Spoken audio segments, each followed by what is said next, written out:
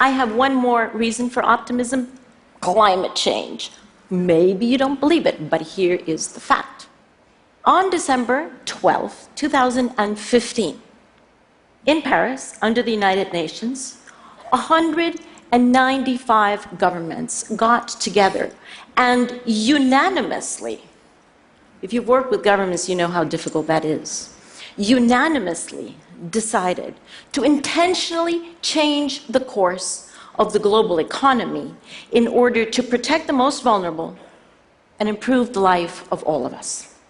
Now that is a remarkable achievement, but it is even more remarkable if you consider where we had been just a few years ago.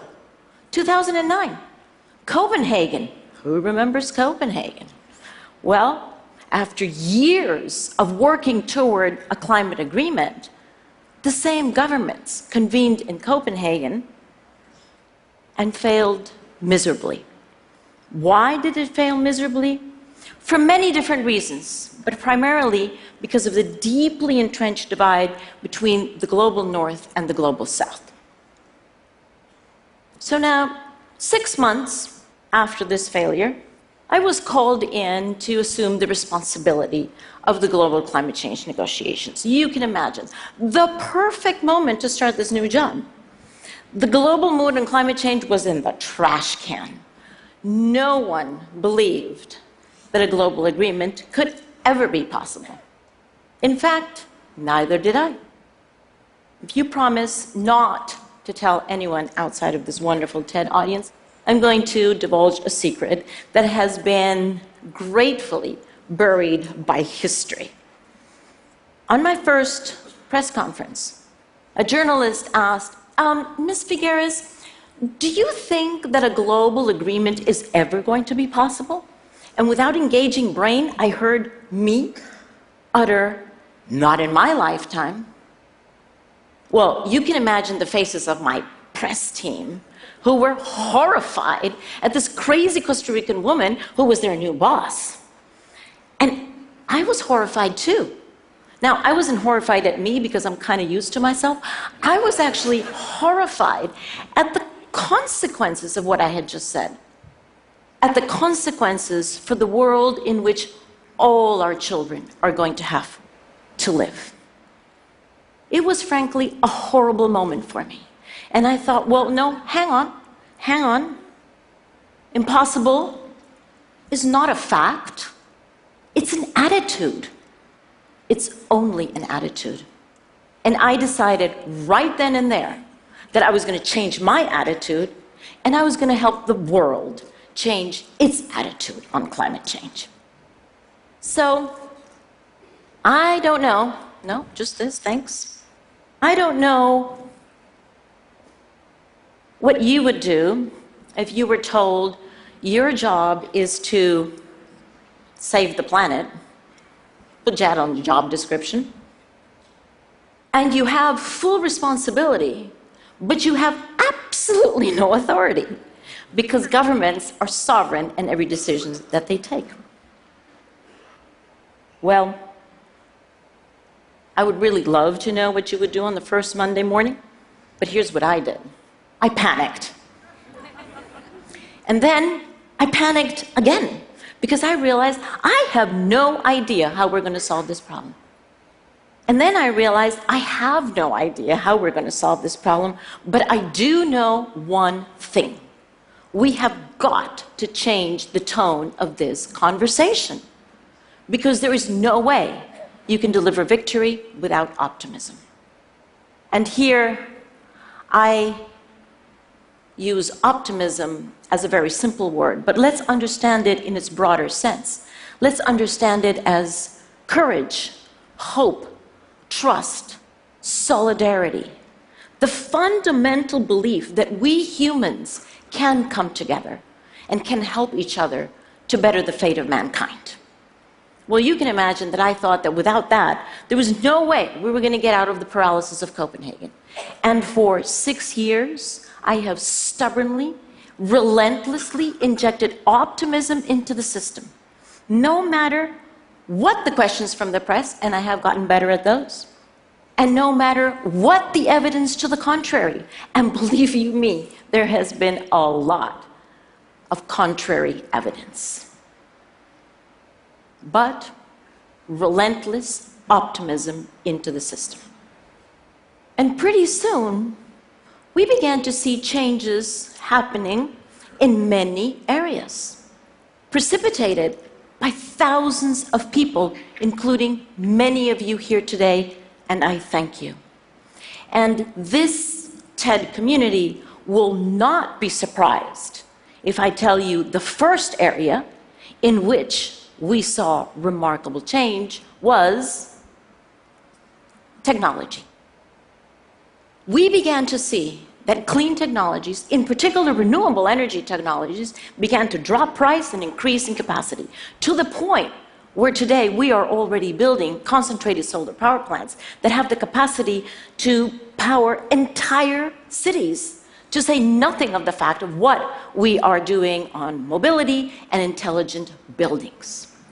And with this shift in technologies, we were able to begin to understand that there was a shift in the economic equation, because we were able to recognize that yes, there are huge costs to climate change, and yes, there are compounded risks, but there also are economic advantages and intrinsic benefits, because the dissemination of the clean technologies is going to bring us cleaner air, better health, better transportation, more livable cities, more energy security, more energy access to the developing world.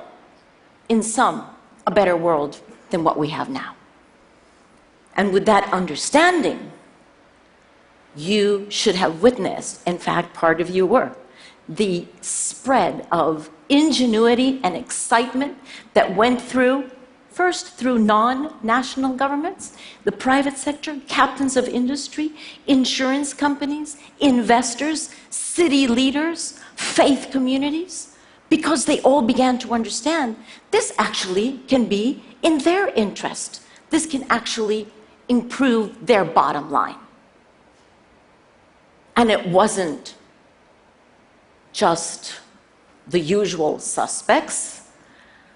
I have to tell you, I had the CEO of a major oil and gas company come to me at the beginning of last year and say, privately of course, he did not know how he was going to change his company, but he is going to change it because he's interested in long-term viability. Well, now we have a shift in the economic equation. And with that, with broader support from everyone, it did not take very long before we saw that national governments woke up to the fact that this is in their national interests. And when we asked countries to begin to identify how they could contribute to global efforts, but based on their national interest, 189 countries out of 195, 189 countries sent their comprehensive climate change plans based on their national interest, concurrent with their priorities, consistent with their national sustainable development plans. Well, once you protect the core interests of nations, then you can understand that nations were ready to begin to converge onto a common path, onto a common direction of travel that is going to take us probably several decades, but over those several decades is going to take us into the new economy, into a decarbonized, highly resilient economy. And the national contributions that are currently on the table on behalf of national governments are insufficient to get us to a stabilized climate, but they're only the first step, and they will improve over time. And the measurement, reporting, and verification of all of those efforts is legally binding.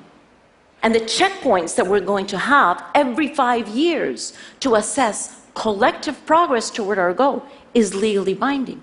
And the path itself toward a decarbonized and more resilient economy is legally binding. And here's the more important part. What did we have before? A very small handful of countries who had undertaken very reduced, short-term emission reduction commitments that were completely insufficient and furthermore largely perceived as a burden. Now what do we have? Now we have all countries of the world contributing with different intensities from different approaches in different sectors, but all of them contributing to a common goal and along a path with environmental integrity. Well, once you have all of this in place and you have shifted this understanding, then you see that governments were able to go to Paris and adopt the Paris Agreement.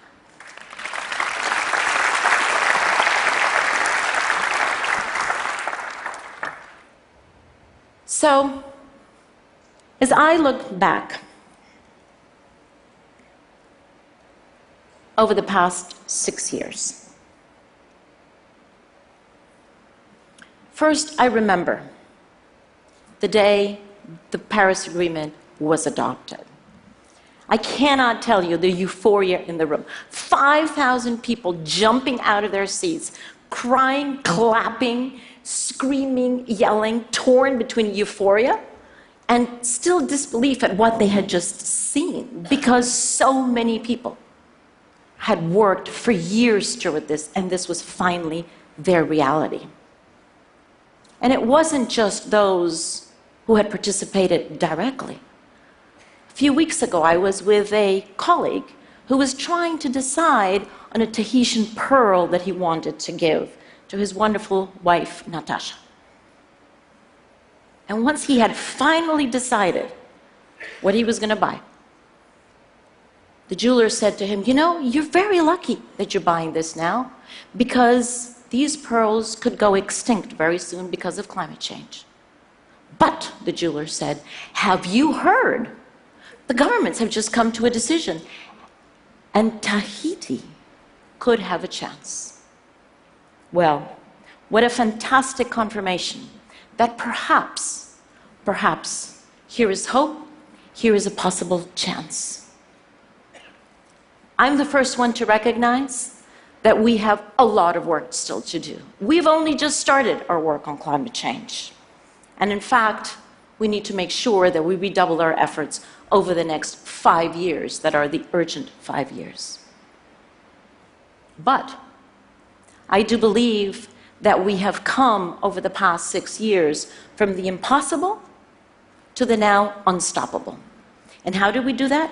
By injecting transformational optimism that allowed us to go from confrontation to collaboration, that allowed us to understand that national and local interests are not necessarily at odds with global needs, and that if we understand that, we can bring them together and we can merge them harmoniously.